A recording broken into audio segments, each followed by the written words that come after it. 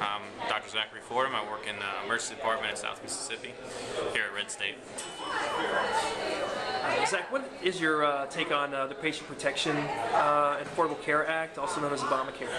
Well, I'm against it. I don't think it puts patients first. I think it's going to do a lot of damage to our healthcare system, and I think it's going to raise the cost, and I think it's going to make my particular job a lot harder to do. A lot of the people are saying that healthcare is a right, and that Obamacare, or the ACA, as it were, delivers on facilitating that right. Mm-hmm. Is healthcare a right? And if not, why or why not? Well, I don't think it's a right. I think it's something that we work toward in our society to make available to as many people as possible.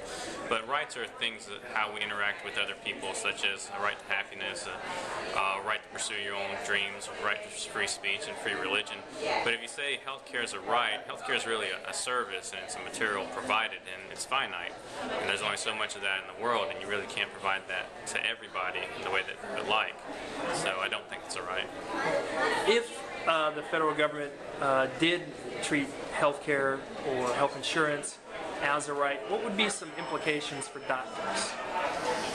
Well, one, I think if they tried to provide all the health care that everybody wanted, it would bankrupt the entire country. And I just don't think it's possible to provide what they would want. And so I think what you will have happening is rationing. And so people will actually get less and less of what they used to take for granted. The president and many leading senators and a lot of state officials, to be honest with you, are saying that the United States healthcare industry, the medical industry, it needs to be more like Western Europe, where there's a single-payer system. What are your thoughts on that? Well, I've never worked over there, but I have visited the area, and I just see that there's a story that you would have so much health care available to the whole population, but when you actually get into it, you actually don't have the resources that we have available here.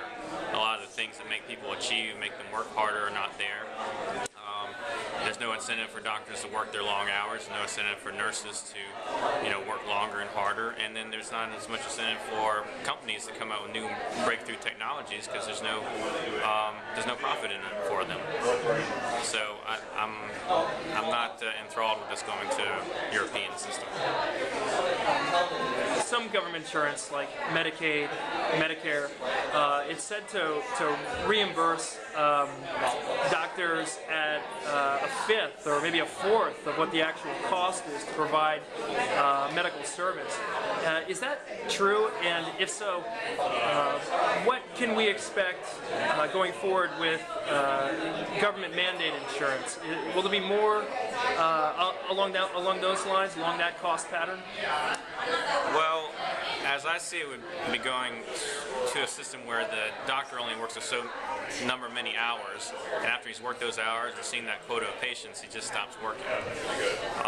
Again, there's no reason for him to work any harder when he's not going to make any more, because doctors, they may be great people, but they're still people, and they still have the same incentives that everybody else does, and if you don't give them a reason to actually strive and put that extra time in, they're not going to. Is that why there's been a lot of press in all kinds of publications, like the New York Times, the Wall Street Journal, a lot of state newspapers as well, writing stories about why doctors are leaving the field, or why young aspiring professionals are seeking not to go to medical school because of the potential decrease in income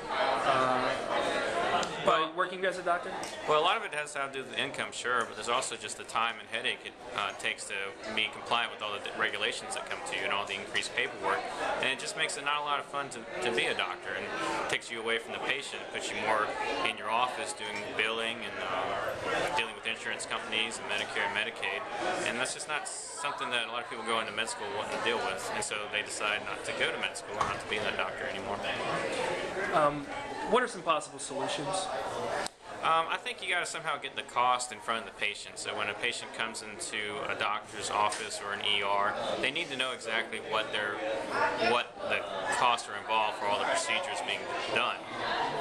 They need to have some incentive to be selective about what they're ordering and who they're going to. And I think that's been lost in our age of insurance and Medicare and Medicaid. And people just come into the doctor's office and they're just kind of along for the ride, and they don't direct the course of their care very much. And I think they really need to become more in front of it. Dr. Fordham, thank you very much. Oh, thank you.